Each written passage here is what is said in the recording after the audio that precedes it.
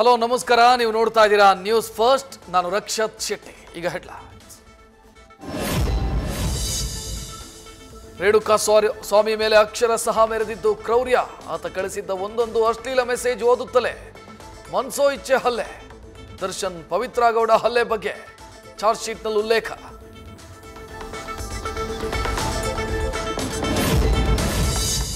Entry ಆಗ್ತಾ ಇದ್ದಂತೆ ರೇಣುಕಾ ಸ್ವಾಮಿಯ ಎದೆಗೆ ಏಟು, ಆಮೇಲೆ ಮರ್ಮಾಂಗಕ್ಕೆ ಒದ್ದು ಎತ್ತಿ ಲಾರಿಗೆ ಗುದ್ದಿ ಬಿಸಾಕಿದ್ದ ದರ್ಶನ್. ಈ 3 ಏಟುಗಳಿಂದಲೇ ಹಾರಿ ಹೋಯ್ತ ರೇಣುಕಾ ಸ್ವಾಮಿಯ ಪ್ರಾಣ.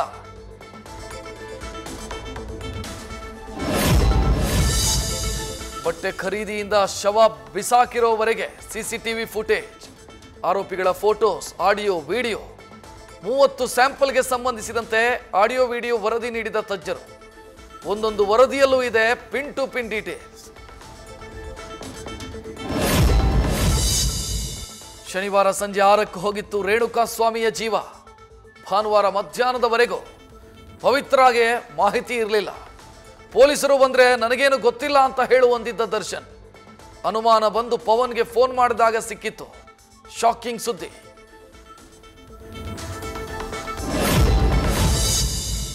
Wow, super beauty, sexy figure. Hi ಕಣೆ, ನಿನ್ನ ನಂಬರ್ ಸೆಂಡ್ ಮಾಡು ಪ್ಲೀಸ್. ಇನ್ಸ್ಟಾಗ್ರಾಮ್ನಲ್ಲಿ ಮೆಸೇಜ್ ಮಾಡಿದ್ದ ರೇಣುಕಾ ಸ್ವಾಮಿ. ಚಾಟಿಂಗ್ನ ವಿವರಗಳು ರಿವೀಲ್.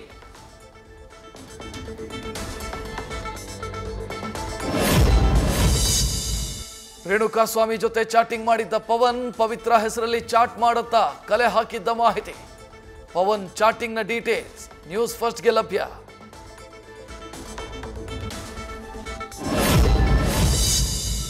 ಶವ ಪೊಲೀಸರಿಗೆ ಸಿಕ್ಕರೆ ನಾವೆಲ್ಲ ಸೇಫ್, ಕೆಲವರನ್ನ ನಾವು ಸರೆಂಡರ್ ಮಾಡಿಸೋಣ.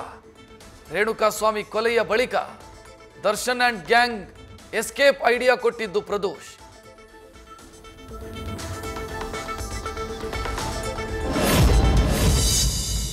ದರ್ಶನ್ ಬಂಧಿಸಲು ಬಂದಾಗ ರೂಮ್ ಮಾಹಿತಿ ಕೊಟ್ಟಿರಲಿಲ್ಲ ಸಿಬ್ಬಂದಿ. ಬಾಡಿ ಗಾರ್ಡ್ಸ್ ಹಿಡಿದು ದರ್ಶನ್ ಕೊಠಡಿ ಪತ್ತೆ ಹಚ್ಚಿದ ಪೊಲೀಸರು. ಮೈಸೂರಲ್ಲಿ ದರ್ಶನ್ ಬಂಧಿಸಿದ್ದು ಕೂಡ ಥೇಟ್ ಸಿನಿಮಾ ಶೈಲಿಯಲ್ಲಿ. ಜಿಗಣಿ ಅಪೋಲೋ ಫಾರ್ಮಸಿಯಲ್ಲಿ ಕೆಲಸ ಮಾಡ್ತೀನಿ ಎಂದಿದ್ದ ರೇಣುಕಾ. ಜೂನ್ 5ಕ್ಕೆ ಜಿಗಣಿಗೂ ಹೋಗಿ ಬಂದಿದ್ದ ಆರೋಪಿಗಳು. ನಂದೀಶ್ ಮತ್ತವನ ಸಹಚರ ವಿಚಾರಿಸಿದ್ದಾಗೆ ರೇಣುಕಾ ಸ್ವಾಮಿ ಕೊಟ್ಟ ಮಾಹಿತಿ ಸುಳ್ಳು ಅನ್ನೋದು ಬಯಲು.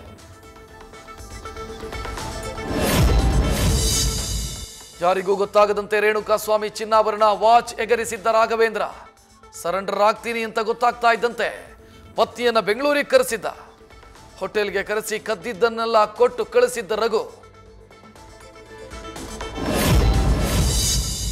ದರ್ಶನ್ ಹೆಸರು ಹೇಳಿದ್ದ ಕೇಶವಮೂರ್ತಿ. ಬಟ್ಟೆ ಶೂಗಳ ಮೇಲೆ ಸಿಕ್ಕ ರಕ್ತದ ಕಲೆ. ಶೆಡ್ಗೆ ಬಂದ ಸಿಸಿಟಿವಿ ದೃಶ್ಯ. ರೇಣುಕಾ ಸ್ವಾಮಿ ಕೊಲೆ ಕೇಸಲ್ಲಿ ದರ್ಶನ್ಗೆ ಪ್ರಮುಖವಾಗಿ ಕಂಟಕವಾಗಲಿದೆ 10 ವಿಚಾರ.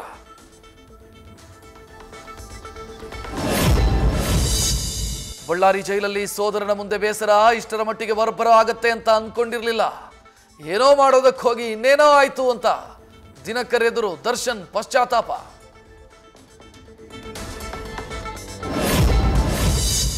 ಚಾರ್ಜ್ ಶೀಟ್ ಸಲ್ಲಿಕೆ ಬೆನ್ನಲ್ಲೇ ಬೇಲ್ ಅರ್ಜಿ ಸಲ್ಲಿಕೆಗೆ ಡಿ ಗ್ಯಾಂಗ್ ತಯಾರಿ. ಆದರೆ ವಕೀಲರನ್ನ ನೇಮಿಸಲಾಗದೆ ಈಗಲೂ ಪರದಾಡ್ತಿದೆ ಎಫ್ಐ ನಂದೀಶ್ ಫ್ಯಾಮಿಲಿ. ತಾವೇ ವಕೀಲರನ್ನ ನೇಮಿಸಿ ಬೇಲ್ ಕೊಡಿಸ್ತೀನಿ ಅಂತ ವಿಜಯಲಕ್ಷ್ಮಿಯಿಂದ ಅಭಯ. ಸ್ಯಾಂಡಲ್ವುಡ್ನಲ್ಲಿ ಲೈಂಗಿಕ ಕಿರುಕುಳದ ಆರೋಪ. ಸೆಟ್ನಲ್ಲಿ ಸ್ಯಾನಿಟರಿ ಪ್ಯಾಡ್ ಕೇಳಿದ್ದಕ್ಕೆ ಅವಮಾನ, ಕೀಳಾಗ ಮಾತು. ಇದೇ ಕಾರಣಕ್ಕೆ ಫೈರ್ ಮತ್ತು ಆಯೋಗದಿಂದ ಸಿಎಂಗೆ ದೂರು.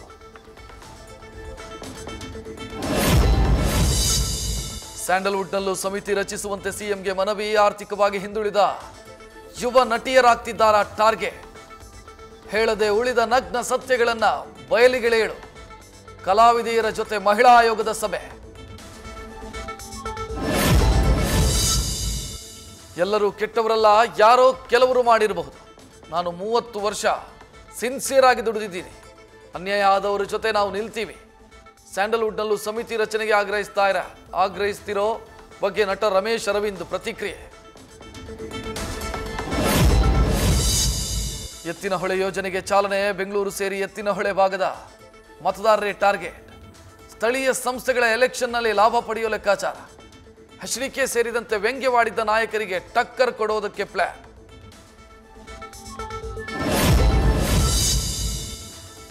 ಕಾಂಗ್ರೆಸ್ ಬಟನ್ ಒತ್ತಾ ಇರೋ ಯೋಜನೆಯಾಗಿದ್ದು ನಮ್ಮ ಸರ್ಕಾರದಲ್ಲಿ ಜನರಿಗೆ ಮೋಸ ಮಾಡೋ ಹಾಗೆ ಲೋಕಾರ್ಪಣೆ ಮಾಡ್ತಿದ್ದಾರೆ. ರಾಜ್ಯ ಸರ್ಕಾರದ ವಿರುದ್ಧ ಸಂಸದ ಗೋವಿಂದ ಕಾರಜೋಳ ಕಿಡಿ.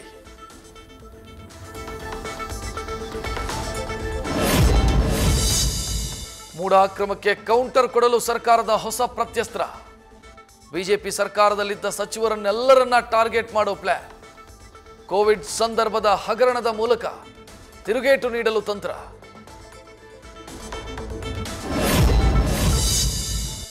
ಕೋವಿಡ್ ನಿರ್ವಹಿಸಿದ್ದು ಒಬ್ಬ ವ್ಯಕ್ತಿಯಲ್ಲ, ಇಡೀ ಸರ್ಕಾರ ನಿಭಾಯಿಸಿದೆ. ಅದರ ವಿರುದ್ಧ ಪ್ರಶ್ನೆ ಮಾಡಿ ತನಿಖೆಗೆ ಆದೇಶಿಸಿದೆ. ತನಿಖೆ ಮಾಡಲಿ. ಸರ್ಕಾರ ಮಧ್ಯಂತರ ವರದಿ ತರಿಸಿಕೊಂಡ ಬಗ್ಗೆ ಮಾಜಿ ಸಚಿವ ಸುಧಾಕರ್ ಪ್ರತಿಕ್ರಿಯೆ.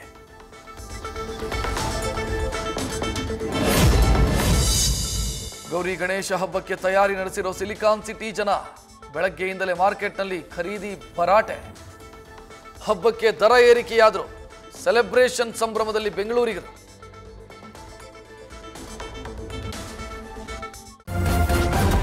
ನ್ಯೂಸ್ ಫಸ್ಟ್ ನಿರ್ಭೀತಿಯಿಂದ ನಿಮ್ಮ ಪರವಾಗಿ.